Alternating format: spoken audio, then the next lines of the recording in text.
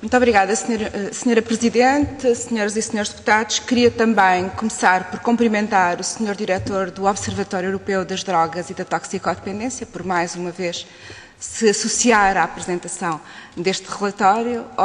Queria cumprimentar o Senhor Coordenador, prefiro designá-lo desta maneira, nacional da Estratégia de Droga, Dr. João Golão, e também, obviamente, Diretor do CICAD, em meu entender, em nosso entender, um cargo muito mais redutor do que o Coordenador da Estratégia Nacional, como nós sempre defendemos.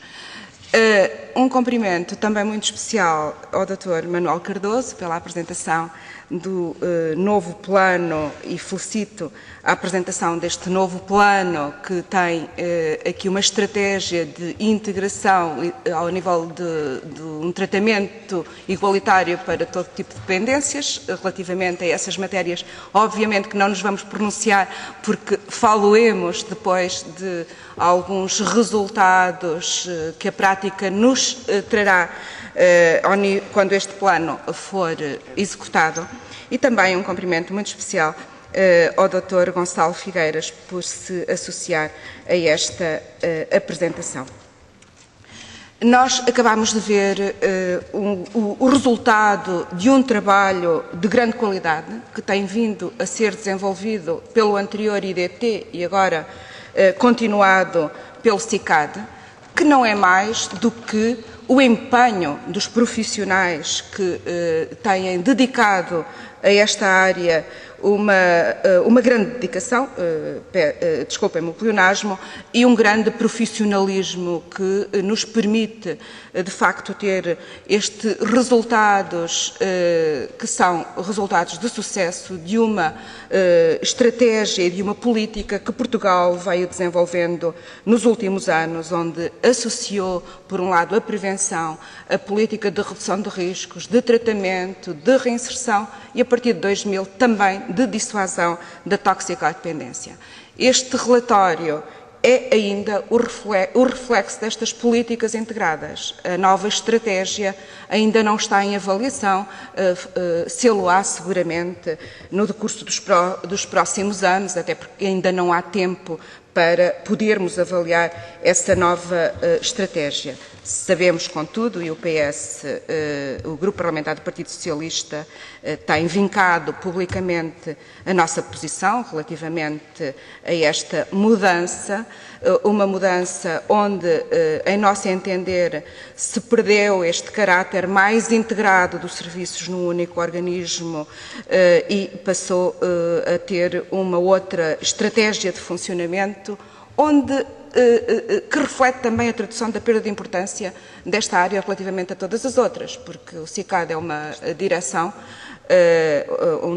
geral, enquanto que o IDT era um organismo com outra independência.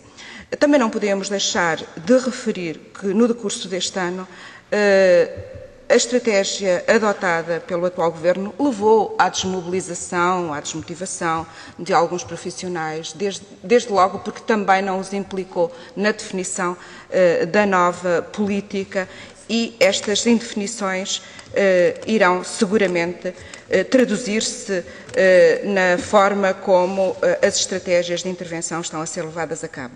Portanto, estamos perante, hoje temos um modelo mais biomédico do que tínhamos. Nós tínhamos um modelo biopsicossocial e evoluímos, sobretudo, para um modelo, sobretudo, biomédico.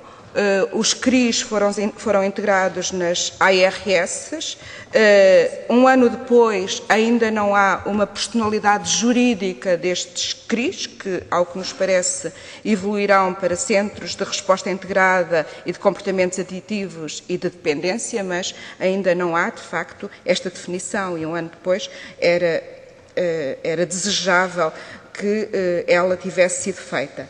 De todo modo, e apesar de alguma confusão que continua a registar-se nestes serviços, nós não podemos deixar de salientar a qualidade e o empenho dos profissionais em assegurar respostas, pese embora todas estas alterações a que o organismo tem vindo a ser sujeito. Assim sendo, eu gostaria de colocar a minha intervenção em 2 ou 3 questões centrais. Desde logo, Dr. João Golão, as equipas de rua.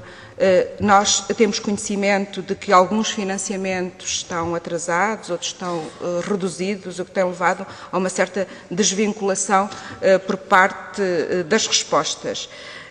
Também sabemos que foi lançada uma candidatura ao nível dos projetos integrados para os territórios prioritários e que essa candidatura, neste momento, foi assegurada pelo CRI. Nós perguntamos, de futuro, será assegurada por quem, uma vez que os serviços que vão ter que a acompanhar estão agora integrados nas ARS e o CICAD apenas fica como entidade de financiamento. Portanto, se estas questões de transição de serviços já estão devidamente asseguradas para que estes projetos que agora foram aprovados possam ser devidamente acompanhados na prática, no sentido de se manter uma resposta eficaz. Por outro lado, também vimos no quadro do PUERI que existe ali uma zona onde estes serviços de prevenção e de respostas integradas não chegam, que é o Alentejo e Bragança. Eu perguntava-lhe se, de facto, estas zonas do país também não merecem este tipo de respostas ou se há alguma previsão de quando chegarão a estas zonas do país.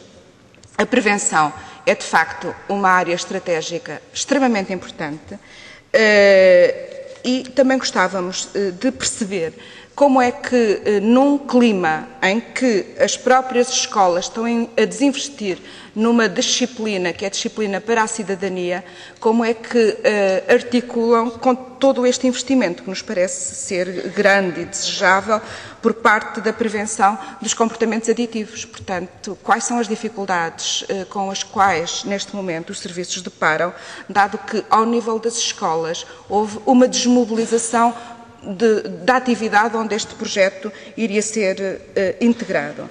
E também gostava de lhe perguntar, ao nível da prevenção indicada, onde se tem integrado os comportamentos até não toxicodependentes, mais identificados no quadro das contraordenações, se esta prevenção indicada vai ter continuidade ou se, por motivos, alguns que desconheçamos, está em causa. Portanto, ao nível da prevenção, a prevenção de campanhas é mais genérica, porventura não pode deixar de se fazer, mas também não é a mais eficaz. Mas as prevenções mais eficazes, as de continuidade e estas indicadas, com estas alterações todas que a política em curso ao nível dos outros ministérios e dada a transversalidade desta área, que esta área tem que assegurar, gostávamos de saber quais as dificuldades que têm vindo a identificar este nível e como é que elas podem ser ultrapassadas. Senhora Presidente, mais um minutinho, se não se importa, dada a importância da matéria. Este relatório, como o Sr. Presidente do Observatório já teve a oportunidade de nos dizer relativamente aos consumos na União Europeia e também o Dr. João Golão, relativamente ao padrão de consumos no nosso país, tem boas e tem más notícias. Pese embora todas estas estratégias e Portugal, como disse a Sra. Presidente, tem vindo a ser identificado como um país de referência ao nível da prevenção e combate aos comportamentos ao nível da toxicodependência, mas pese embora tudo isto, os padrões mantêm-se a níveis elevados, sendo que as drogas antigas decrescem, mas o consumo está a ser substituído por novas drogas e saliente-se aqui a questão da cannabis, da LSD, que teve um aumento que eu vi no relatório de 23%, extremamente elevado, em algumas faixas etárias dos 15 aos 36 anos. Eu gostava de saber, a este nível, a opinião do Dr. João Golão, pessoal ou institucional, como queira, relativamente ao consumo da cannabis, acompanhando também as preocupações do meu colega do PSD. Qual é a estratégia de futuro para se combater a cannabis? O Uruguai está a apresentar-nos agora um novo modelo de liberalização da produção e liberalização dos consumos. Nós inovamos. Eu não estou, neste momento, a traduzir a posição do meu partido, mas a minha própria posição, dado que me identifico com o modelo que o Uruguai está a seguir. É preciso sermos absolutamente eficazes no combate ao tráfico. Eu acho que só o podemos ser se formos muito inovadores na definição das estratégias de consumo. Portugal já o fez em 2000, o Uruguai, ultrapassando agora e sendo absolutamente inovador no quadro do mundo, está a fazê-lo no que diz respeito à liberalização da cannabis. Eu gostava de ouvir a opinião do Dr. João Golão e do Sr. Diretor do Observatório das Drogas relativamente a esta matéria. Sra. Presidente, mesmo para finalizar, não posso de restar o aumento das mortes associadas aos consumos, não posso deixar de restar a diminuição da troca de seringas na distribuição de 10% e na procura de 19%, o que também traduz toda a instabilidade que houve ao nível dos programas de troca de seringas que eram assegurados pelas farmácias e agora estão a ser assegurados pelos centros de saúde. Espero que esta questão rapidamente venha a retomar um equilíbrio razoável para que as pessoas não deixem de ter acesso à seringa por dificuldade não deixem de ter acesso a este tipo de injeção por dificuldade de acesso a seringas. Uma nota mesmo final, a questão da prevenção, a questão da redução de riscos. O relatório não traduz as dificuldades que as unidades de redução de riscos, de que as unidades de relação de riscos nos têm dado conta e, portanto, gostava de ouvir a opinião do Dr. João Golão relativamente a esta matéria. Muito obrigada, Sr. Presidente, e peço mais uma vez desculpa por